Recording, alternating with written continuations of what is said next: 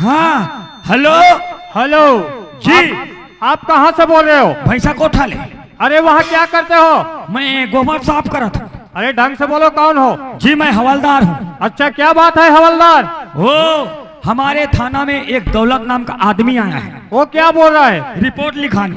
हाँ मैं रिपोर्ट लिख दिया हूँ अच्छा और वो बोल रहा है साहब हाँ हमको 50 पुलिस का जरूरत है। अच्छा ठीक है हवलदार। हाँ। हमारे स्क्वाड में 50 पुलिस नहीं है, उसको कहाँ से 50 पुलिस देंगे? नहीं तो मैं बोला उसको हाँ देखो हमारे साहब के आने के बाद पता चलेगा, हाँ ऐसा बोल दिया मैं। अच्छा ठीक है। जी अभी कहाँ हो सर? अरे इधर फायरिंग चल रहा है हवलदार।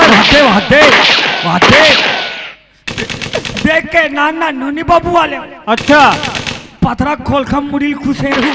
हाँ जी जी जी अभी आवत हो? हम आ रहा है। जी थैंक यू थैंक यू।